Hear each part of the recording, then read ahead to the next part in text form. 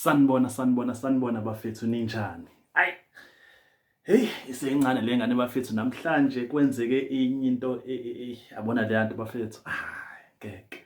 Awuthi ngiqale nje phansi. Lutho liqala nje usuku kahle kusekuseni. Uyavuka lapho uthando uyabonakala uyaklina bese uyachaza kuma diary sessions akhe ukuthi uke waba nengxabano ebusuku kwangayizolo benosiyacela. Uma echaza ke usisi uyasho ukuthi usiyacela uchaze ngokuthi ikhona into ayenzile kodwa hayi ngoba ayede ehlisa isithunzi uthando kepha ingoba akakwazi ukuyicontrola. And uyaqhubeka uyachaza uthando ukuthi uyasho ukuthi usiyacela uthena bengihlezi wethanda ungitshela nginenkinga kodwa ubuye ungangizwa kahle ungangilaleli. Yabo. Hawu.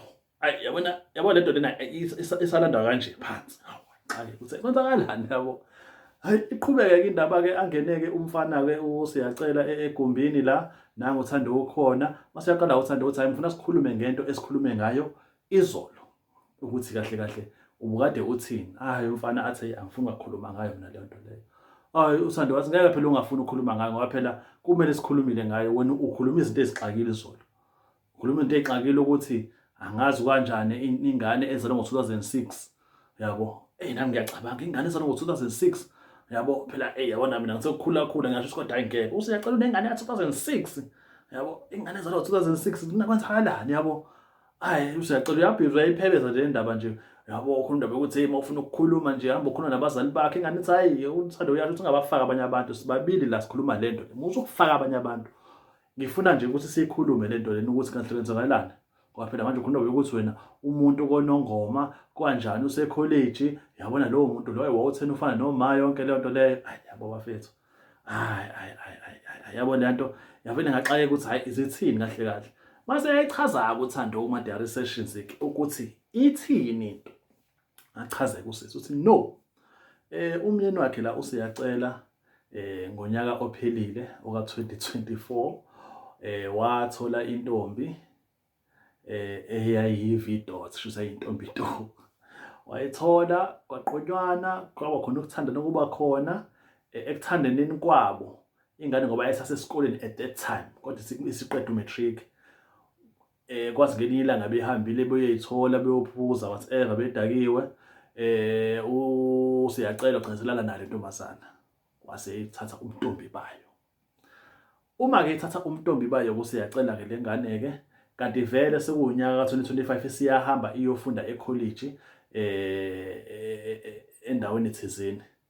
So into ezakalayo abakubo kantombazana ke manje bakhuluma indaba yokuthi ke kumele kube khona eyenzakalayo phela ngoba intombi sebetholile ukuthi ingane yabo sebetholile sayona intombi nto. Kanti nanga umfana la bathi ufuna la ethatha yenze umfazi ke wesibili. Yabo. Iyona into eyenzakalayo ke lefunela enze lokho. Yabo.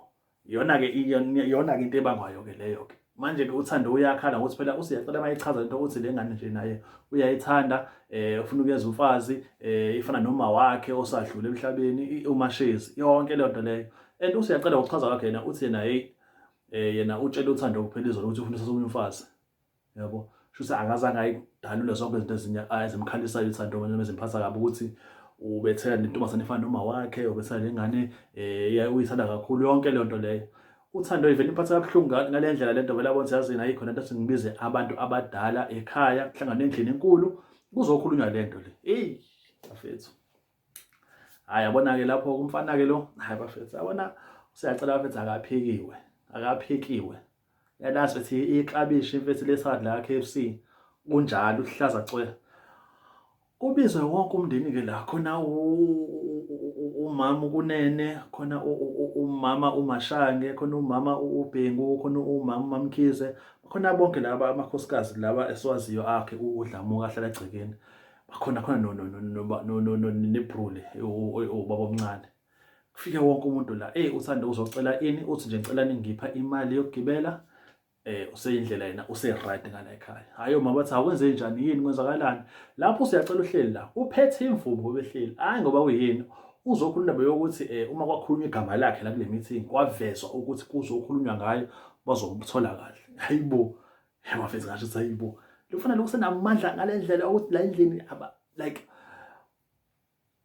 akekho umuntu omphikisayo usiyacela nje akaphikiswa la ekhaya eyingane emngaka khona abantu abakhulile khona obaba omncane khona omalume khona obani akekho omphikisayo. Hayi ngithi mina hey ingane ethi isho-ke into uthanda ukuthi usekhathelena kanjani kanjani. Umama kunene uthi yayingenayo lento ukuthi no kufanele kwenzakaleni nichazeni kanjani. Hey usiyacela usekhwela uma kunene hey sikode phuma lapho ungangeni lapho hamba wena endodeni yakho ungangeni awuzange uthanda indaba zabantu abadala uyamthethisa uyamhafa wena uyazi indoda yakho sileleke phambili kuyalelele khona lapha phezulu phuma kulana endabeni zami. Hey mama sebemthethisa usiyacela yabona kwavele kwayinto nje yonke lento kuxatshaneni. Umuntu abantu akamile ekutheni ngoba uyasingaza akwazi ukukhuluma lutho. Ngeke aze akwazi ukukhuluma lutho. No mama nayo kuma direct sessions baze bayiveza indaba ukuthi yazi usiyacela ibehavior yakhe ngathi useyakuveza ukuthi singomama abangamzali abangafundlanga kuthina ingakho esebehavior kanje ngoba kubuye kuhambe kuvela kuveze lokho. Buyahlonipha buya kuveza lokho ukuthi hayibo phela yibo mama ungakhohlwa phela ukuthi nina kahle kahle ayincelisana yebo lonto. Kodwa nje ingxabano yasuka lapho kwakuthethiswana. Usiyacela nangu lana usephethe nemvubu uthando uyasho ukuthi hayi yazi nikubona konke-ke lokhu ngathi kungangcono ukuthi ngivele nje ngihambe. Ngcono nje ngibe umuntu nje ohambayo ngingabe ngisaba la umuntu la ekhaya. Usiyacela wathi hayi-ke uma uthi uyahamba-ke wesisi-ke iy'nkomo-ke sayikhipha-ke kini kufanele zibuye zize la. Wathi hayi phela ekhekena nani manje ngibizela ubuntombi bami. Ngibizela ubuntombi bami akubo i-draw wonke umuntu abe right sibe happy yabo. But nje kuyona yonke lento omama benze lutho ngoba akekho umuntu omreprimandayo phela usiyacela. Kumele kube khona umuntu omdala ozomtshela umfana ukuthi hayi mfana hayi kukanje ngeke uze kwazi. Yabona nje lapha kudala kube khona abantu besilisa abazomfaka endleleni ngoba phela ngeke uvele usuke uzokhuluma emithingini uphethe imvubu. Kuyasho ukuthi bekade kuhlele omama ebengazi ayiphathe imvubu ehleli nezinye insizwa. Ngeke bengeke ngoba bezosho ukuthi hayi asingaphambi siqale imithingi awuyisebenzise le mvubu le. Isibe yasebenzisa noma uyibeka la uyibeka khona. Kucace lokho ngoba igama lakho uzokhulunywa ngeke ngingakhulunywa. Hawu hayi ingixakile le nto ingane yabantu like it's half it's yothando bafethu. She was sobbing yazwa sobbing ethi ingane lokho ikhalela ugonene nengane yakhe lana usiyacela ubhizi uyamthuka umbiza ngawo wonke amagama la ongasuwacabange umfazi wakhe.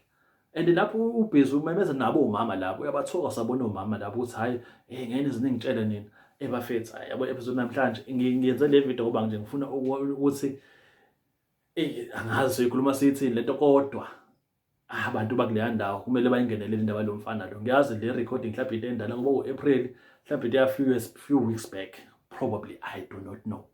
Mhlawumbe ya manje we do not know but ngeke lo mfana okhula sengathi wakhula yedwa akaza aqhathwe hayibo ngeke ingane yabantu isikhala kanje. Kodwa ke ngikubuhlungu kunangeshwa ukuthi ke uthando akahambi. Yileyo nje ebuhlungu-ke awuyokhalaza umuntu usazoqhubeka nje. So mbona nje ku-episode elandelayo nesizini elandelayo futhi uba usizini 8 noma uyobe khona siyombona lapho sizombona nje ayikho enye into. Bafethu yona episode yenzakale namhlanje kusencane lengane usiyacela bafethu ethesisengane ethesisa abazali bakhe emegameni lokuthi nifuna uthatha umfazi ayikho umuntu ozomtshela emagcekeni akodlamuka and naloko befikile uzele lokho la ayikho enye into. Thank you so much for coming through to my channel, Bafethu. Please do not forget to subscribe and press that like button, comment, share. Bafethu besikhulume futhi with other videos. Or maybe kusasa we need to talk about the Genesis, the show that's going to be replacing My Brother's Keeper on Mzansi Magic, and it's 7:30 ntambama. Anyways, thank you so much for coming through, Bafethu.